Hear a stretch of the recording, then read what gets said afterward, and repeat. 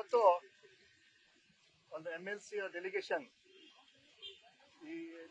ರಾಜಭವನ್ನಲ್ಲಿ ನಾವು ರಾಜ್ಯಪಾಲರು ಭೇಟಿ ಮಾಡಿದ್ವಿ. 2 ಕಂಪ್ಲೇಂಟ್ ಕೊಟ್ಟಿದ್ದೀವಿ. ರವಿಕುಮಾರ್ ಮೇಲೆ IAS ಆಫೀಸರ್ ಬಗ್ಗೆ ಏನು ಟೀಕೆ ಮಾಡಿದ್ರು, ಅದೇ ರೀತಿ ನಮ್ಮ ಛಲವಾದಿ ನಾರಾಯಣಸ್ವಾಮಿ ವಿರೋಧ ಪಕ್ಷ ನಾಯಕರು ಅವ್ರು ಯಾವ ರೀತಿಯಲ್ಲಿ ಅಲ್ಲಿ ಗುಲ್ಬರ್ಗದಲ್ಲಿ ಅವರ ಹೇಳಿಕೆಗಳು ಕೊಟ್ಟರು. ಈ 2 ವಿಚಾರವನ್ನು ಗವರ್ನರ್ಗೆ ಹೇಳಿ ಅದರಲ್ಲಿ ವಿಶೇಷವಾಗಿ ರವಿಕುಮಾರ್ ಅವ್ರನ್ನ ಡಿಸ್ಕ್ವಾಲಿಫೈ ಮಾಡಬೇಕಂತ ಒತ್ತಾಯ ಕೂಡ ನಾವು ಮಾಡಿದ್ದೀವಿ.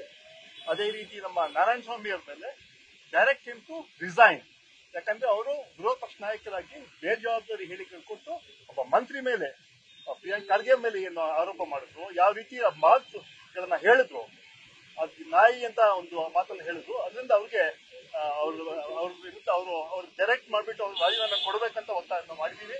ಗವರ್ನರ್ ಅವರು ನಮ್ಮೆಲ್ಲ ಮಾತು ಕೇಳಿ ಅದನ್ನ ಏನ್ ಮಾಡಬೇಕು ನಾನು ಮಾಡ್ತೀನಿ ಹೇಳೋ ಮಾತನ್ನ ಹೇಳಿದ್ದಾರೆ. ನಮ್ಮ ಡೆಲಿಗೇಷನ್ ಯಾರ್ಯಾರು ಹೋಗಿದ್ರು ಅಂತ ಆ ಪಟ್ಟಿ ನಮಗೆ ಕಳ್ಸಿಕೊಡ್ತೀವಿ ನಾವು ಮೇಲ್ ಅಲ್ಲಿ.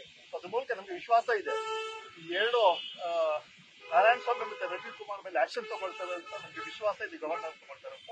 ಆ ಹಿನ್ನೆಲೆ ಇವತ್ತು ನಾವೆಲ್ಲ ಅವ್ರನ್ನ ಭೇಟಿ ಮಾಡಿದ್ವಿ.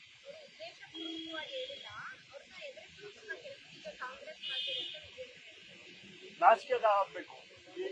ಅವರು ಯಾಕೆ ಸಮರ್ಥನೆ ಮಾಡ್ಕೊಳ್ತಾರೆ? ರವಿಕುಮಾರ್ ಮಾತು ಸಮರ್ಥನೆ ಮಾಡ್ಕೊಳ್ತಾರ? ಪ್ರೈಮ್ ಮಿನಿಸ್ಟರ್ ಮೋದಿ ಹೇಳ್ತಾರೆ ಸಬ್ಕಾ ಸಾಥ್ ಸಬ್ಕಾ ವಿಕಾಸ್ ಸಬ್ಕಾ ವಿಶ್ವಾಸ ಅಂತ ಹೇಳ್ತಾರೆ. ಇದೇನ ವಿಶ್ವಾಸ?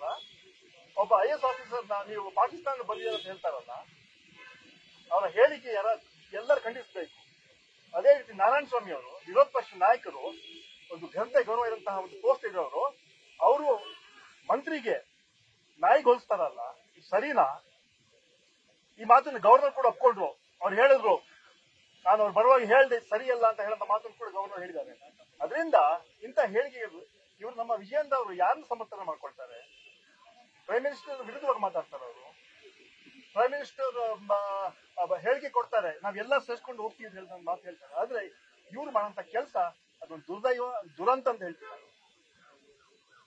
ಈ ಮುಖಂಡರುಗಳು ನಾಲಾಯಕ್ಗಳು, ಇಬ್ರು ಕೂಡ ನಾಲಾಯಕ್ಗಳು. ಇವ್ರಿಗೆ ಒಬ್ಬ ವಿರೋಧ ಪಕ್ಷ ನಾಯಕರು, ಒಬ್ಬ ಚೀಫ್ ವಿಪ್ ಆಗಿರೋ, ಅಪೋಸಿಷನ್ ಚೀಫ್ ವಿಪ್ ಆಗಿರೋ. ಅದರಿಂದ ಇಂಥ ಘಟನೆಗಳನ್ನ ನಾವು ಸುಮ್ಮನೆ ಇರೋದಲ್ಲ. ಯಾಕಂದ್ರೆ ರಾಜಕಾರಣ ಮಾಡ್ಲಿ, ಇಲ್ಲ ಅಂತ ಹೇಳೋದಿಲ್ಲ. ಆದ್ರೆ ಇಂಥ ಹೇಳಿಕೆಗಳಿಂದ ಸಮಾಜದಲ್ಲಿ ತಪ್ಪು ಸಂದೇಶ ರವಿನೂ ಮಾಡಿದ್ದಾರೆ, ಮತ್ತೆ ನಾರಾಯಣಸ್ವಾಮಿ ಕೂಡ ಮಾಡಿದ್ದಾರೆ.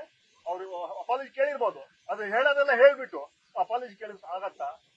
ಸಮಾಜವನ್ನು ಹೊಡೆಯುವಂತ ಕೆಲಸ ರವಿಕುಮಾರ್ ಮಾಡ್ತಾರೆ. ನಾರಾಯಣಸ್ವಾಮಿ ಅವರು ಅವರ ವಿರೋಧ ಪಕ್ಷ ನಾಯಕರಾಗಿ ಒಬ್ಬ ಮಂತ್ರಿ ಮೇಲೆ ಟೀಕೆ ಮಾಡೋದು, ಅದು ಗುಲ್ಬರ್ಗಲ್ಲಿ ಹೋಗಿ ಮಾಡಿದ್ದಾರೆ. ಅದು ಸರಿಯಲ್ಲ. ಅದಕ್ಕೆ ಯಾವುದೇ ಕಾರಣಕ್ಕೆ ಬಿಜೆಪಿ ಅವರು ಅವರ ಮುಖಂಡಗಳು ಸಪೋರ್ಟ್ ಮಾಡಬಾರ್ದಿತ್ತು ರಾಜಕಾರಣಕ್ಕೆ.